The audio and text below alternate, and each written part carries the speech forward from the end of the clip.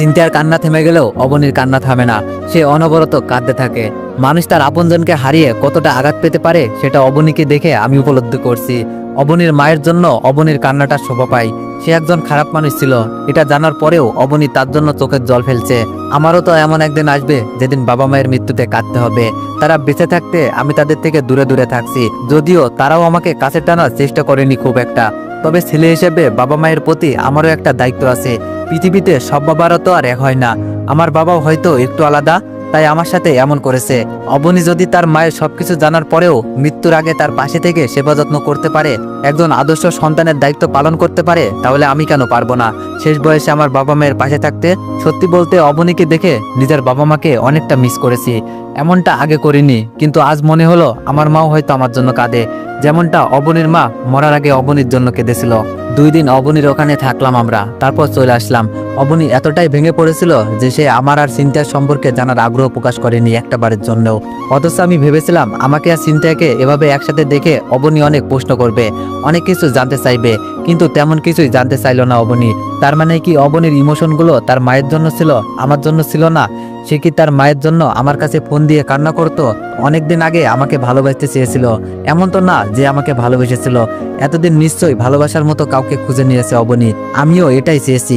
আমি চাইনি সে আবার আমাকে ভালোবাসুক। আগে হয়তো তার ভালোবাসাটা আমি ফিরিয়ে দিতে পারতাম না, কিন্তু এখন তাকে গ্রহণ করার মতো অবস্থায় আমি নেই। কাজেই অবনী যদি নিজের সুখের জন্য কাউকে খুঁজে নিয়ে থাকে, তাহলে আমার চেয়ে খুশি আর কেউ হবে না। কারণ আমিও চাই মেয়েটা তার একাকিত্ব দূর করে কষ্টের জীবনের অবসান ঘটিয়ে সুখে শান্তিতে বেঁচে থাকুক। কিছুদিন পরের কথা, হঠাৎ করে একদিন জানতে পারি বাবা হার্ট অ্যাটাক করেছে। যখন খবরটা শুনতে পেলাম তখন রাত 8টার মতো বাজে। আমি তখন সিনথিয়ার সাথে খাবার খাচ্ছিলাম। খবরটা শোনার পর আমার কোনো কিছুই মনে ছিল না। তিনি আমাকে বাসা থেকে বের করে দিয়েছিলেন। নিজের মেয়ের জামাই বাড়ির সবার সামনে আমাকে সন্তান বলে অস্বীকার করেছিলেন। কাউকে বলেননি তার একটা ছেলে আছে। এইসব কিছুই কেন জানি মনে করতে পারলাম না আমি।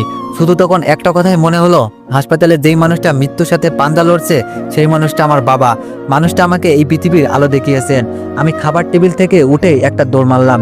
যেভাবেই হোক, যে করেই হোক, আমাকে হাসপাতালে পৌঁছাতে হবে। সিনথিয়া আমার এমন অদ্ভুত ব্যবহারে অনেকটা সারপ্রাইজড হলো। আমার কাছে জানতে চাইলো কি হয়েছে। আমি তাকে কিছু বলার প্রয়োজন মনে করলাম না।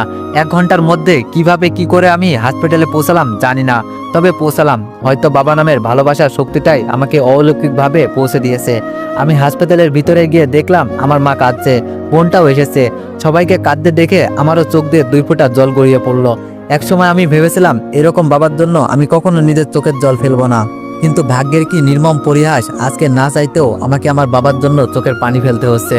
আমার খুব ইচ্ছে করলো মায়ের কাছে দৌড়ে গিয়ে মায়ের আঁচলের নিচে মন ভরে কাঁদি।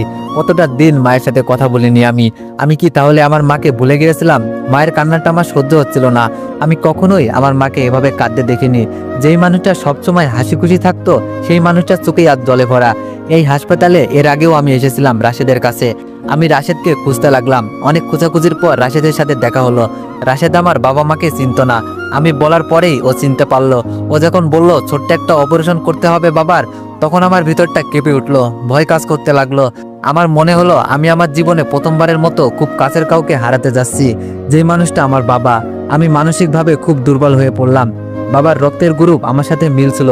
অপারেশন থিয়েটারে যাওয়ার আগ পর্যন্ত আমার মা আর বোন জানতেন না যে তার বাবাকে আমি রক্ত দিচ্ছি। আল্লাহর রহমতে ভালোভাবে অপারেশনটা হয়ে গেল। যেটা নিয়ে ভয় করছিল সেরকম কিছুই হয়নি। বাবা সুস্থ আছেন জেনে ইচ্ছে হলো তার সাথে একবার দেখা করে যাই, কিন্তু আমি করলাম না। চুপ করে যেমন এসেছিলাম ঠিক তেমন করেই চলে যাচ্ছিলাম। হঠাৎ করেই পেছন থেকে আমার নাম ধরে কেউ ডেকে উঠলো। এই ডাকটা আমার বহুদিনের পরিচিত। এই নামে আমাকে শুধু একজন মানুষই ডাকতো, খোকা বলে শুধু মা আমাকে ডাকতো। আদর করে মা আমাকে এই নামে ডাকতো। শেষ কবে মা আমাকে এই নামে ডেকেছে আমার মনে নেই। পেছন দিকে তাকাতেই দেখি আমাকে ডাকছে। আমি আর নিজেকে আটকে রাখতে পারলাম না, দৌড়ে গিয়ে মাকে জড়িয়ে ধরলাম। মায়ের ডাক উপেক্ষা করার ক্ষমতা পৃথিবীতে কোনো সন্তানের নেই। কেউ মায়ের ডাক উপেক্ষা করে থাকতে পারে না, আমিও পারিনি। মা যখন আমার গালে হাত রেখে বললেন, আমাকে ছেড়ে থাকতে বুঝি কষ্ট হয় না? একবারও মনে হয় না তোর মাকে? আমরা না হয় ভুল করেছিলাম, কিন্তু তুই তো সবকিছু জানার পরেও আমাদের ছেড়ে থাকছিস। তোর বাবা কেমন মানুষ সেটা তো তুই জানিসই। তোর সাথে কিংবা তোর বোনের সাথে কখনো খুব ভালোবাসা নিয়ে কথা বলেনি। উনি মানুষটাই এমন, নিজের ভালোবাসাটা ঠিকমতো প্রকাশ করতে পারে না। আমি মানুষটার সাথে অনেক বছর ধরে সংসার করছি, আমি জানি মানুষটা কেমন। তোকে যেদিন ফোন করে বাসায় আসতে বললো, সেদিন তুই তোর বাবাকে যেই কথাগুলো বলেছিস সেই কথাগুলো উনি নিতে পারেননি। অনেক কষ্ট পেয়েছিলেন। অনেক চেষ্টা করেও তোর সেই কথাগুলো ভুলতে পারেনি। সবসময় নিজেকেই দোষ দিয়েছেন, ভেবেছে এমনটা তার প্রাপ্য ছিল, কারণ সে তোর সাথে অনেক খারাপ ব্যবহার করেছিল। কিন্তু বিশ্বাস কর, ওটা ছাড়া তোর বাবার কোনো উপায় ছিল না। তোর সাথে কথা বলার পর থেকেই তোর বাবার শরীরটা খারাপ হতে থাকে। সেই খারাপটাকে কেন্দ্র করেই আজ তাকে হাসপাতালের বেডে শুয়ে থাকতে হচ্ছে। তবে এটার জন্য কখনো নিজেকে দায়ী করবি না, ভাগ্যে ছিল তাই এমন হয়েছে। আমি মায়ের এগুলো প্রশ্নের জবাবে কিছুই বললাম না, চুপ করে তার দিকে চেয়ে রইলাম, কারণ এই পবিত্র মুখটা অনেকদিন হলো আমি দেখিনি। আজ চোখ সরাতে ইচ্ছে করছে না। আমি বাবার পাশে যেতেই বাবা আমাকে কাছে টেনে নিলেন। বাবা আমার কাছে যদি ক্ষমতা চাইতে পারতো তাহলে হয়তো সেটাই করতো। মানুষটা অনেক কঠিন ছিল, অন্তত আমার ক্ষেত্রে। আজ সেই মানুষটাই পানির মতো হয়ে গেছে। আমি আমার বোনের সাথে কথা বললাম না। বাবা মাকে বলে যখন চলে আসবো ঠিক তখনই বাবা বললেন, কোথাও যেতে হবে না তোকে, তুই আমাদের সাথেই থাকবি। এত এত সম্পত্তির টাকা পয়সা এগুলো কার জন্য? এগুলো দিয়ে আমরা কি করব? এগুলো তোর। তখন আমার বোন এগিয়ে এসে আমার হাত ধরে বলল, ভাইয়া থেকে যাও না, আমি ওই দিন তোমার সাথে কথা বলতে চেয়েও বলতে পারিনি। বিশ্বাস করো, আমার ভিতরটা পুড়ে যাচ্ছিল তোমাকে এতদিন পর দেখেও কথা বলতে না পেরে। আমাকে ক্ষমা করে দাও। ক্ষমা না করে কি থাকতে পারবে তোমার বোনটাকে? আমি কিছু বলি না, আমার বোনের দিকে তাকিয়ে মুচকে একটা হাসি দিই শুধু। বাবাকে বলি আমি এখনই বাসায় যেতে পারবো না, তবে যাব, তোমাদেরকে ছেড়ে থাকবো না। তবে এই মুহূর্তে আমি তোমাদের সাথে থাকতে পারবো না। আমি বাবা মা আর বোনের হাসি মুখটা সাথে নিয়ে হাসপাতাল থেকে বেরিয়ে আসি। বাসায় ফিরতে ফিরতে অনেক রাত হয়ে যায়। আমি ভেবেছিলাম সিনথিয়া ঘুমিয়ে গেছে, কিন্তু যখন বাসায় গেলাম তখন দেখলাম সে এখনো জেগে আছে। আমার ওইভাবে চলে যাওয়ার কারণ জানতে চাইলো, আমি তাকে কিছুই বললাম না। কয়েকদিন পর সিনথিয়া একদিন আমাকে বলল হাসানের সাথে দেখা করবে। হাসান আসবে কালকে, কাল 10টার সময় তার সাথে আমাকে যেতে হবে। আমি সরাসরি না বলে দিলাম। ঠিক তখনই সিনথিয়া বলল ও এবার পার্কে দেখা করতে চাচ্ছে। এর আগে তো সবসময় রেস্টুরেন্টে দেখা করেছি, এবার পার্কে কেন বুঝতে পারছি না, তাই আপনাকে সাথে নিয়ে যেতে চাচ্ছি। তখন আমি একটু তিরস্কার করেই বললাম, প্রেমিক প্রেমিকার মধ্যে আমি কেন যাব? যা করতে ইচ্ছে হয় তাই করবেন। এতদিন ধরে প্রেম করেন অথচ বয়ফ্রেন্ডের সাথে পার্কে দেখা করতে ভয়। কি করবে? বড় জোর চুমু খাবে, জড়িয়ে ধরবে। যাকে ভালোবাসেন তার সাথে এইসব করতে পারবেন না? আমি এইসব কথাগুলো বলছিলাম সিনথিয়ার রিয়াকশনটা দেখার জন্য। সে যে এতটা রিয়াক্ট করবে বুঝতে পারিনি। সে রাগে কাঁপতে কাঁপতে বলল, আমাকে আপনি এমন ভাবেন ভালোবাসি বলেই যে বিয়ের আগে এইসব নোংরামি করব এমন মেয়ে আমি না, আর অতটা বোকাও না। যদি আবার তৃতীয় বিশ্বযুদ্ধ হয়, সেখানে যদি একটা মানুষ নিজেকে সেভ করতে পারে সেই মানুষটা আমি। জীবনে কত ছেলের সাথে বন্ধুত্ব হয়েছে, কতজনের সাথে ঘুরেছি, কেউ কখনো আমার হাতটা পর্যন্ত ধরতে পারেনি। আর আপনি বলছেন আমি এইসব করব? তখন আমি আস্তে আস্তে নিজেই নিজেকে বললাম, বিয়ে করেও তো কিছু করতে পারেননি। তখন সিনথিয়া বলল, কিছু বললেন?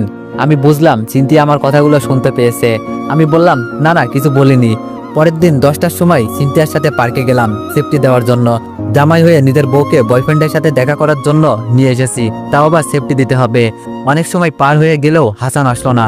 প্রায় 2 ঘন্টা অপেক্ষা করার পরেও যখন হাসান আসলো না, তখন আমরা দুইজন পার্ক থেকে বেরিয়ে ফুটপাত দিয়ে হাঁটতে থাকলাম। তখন ঘটনা ঘটলো, একদল বকাটে ছেলে আমাদের পিছনে লেগেছে। কিছু পথ যাওয়ার পরে রাস্তার পাশে একটা ফাঁকা জায়গায় আমাদেরকে দাঁড় করালো।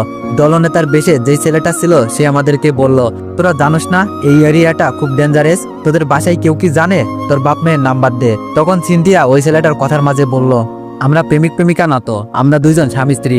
তখন তারা আমাদের কথা বিশ্বাস করলো না। একজন বলে উঠলো, ভাই এদের থেকে কিছু মজা নেওয়া যাক, ওদের দুইজনকে চুমু খেতে বলেন। যদি স্বামী স্ত্রী হয় তাহলে এটা করতে সমস্যা হবে না। আরেকজন ধমক দিয়ে বলল, আরে বেটা চুপ কর, এটা কোনো পরীক্ষাই হতে পারে না। গবেষণা করে দেখা গেছে স্বামী স্ত্রী থেকে প্রেমিক প্রেমিকা বেশি চুমু খায়। কাজেই এটা দিয়ে বোঝা যাবে না যে ওরা স্বামী স্ত্রী। ওদের জন্য অন্য একটা ব্যবস্থা আছে। তবে প্রথমে ওদের দুজনকে চুমু খেতেই দিই, দেখি কিরকম পারফর্ম করতে পারে, পরে অন্য কিছু নিয়ে ভাববো। আমি সিনথিয়ার দিকে তাকিয়ে শুধু হাসছি। এ নাকি তৃতীয় বিশ্বযুদ্ধ থেকেও নিজেকে সেভ করতে পারবে, অথচ কয়েকটা বকাটে ছেলের হাত থেকে নিজেকে রক্ষা করতে পারলো না।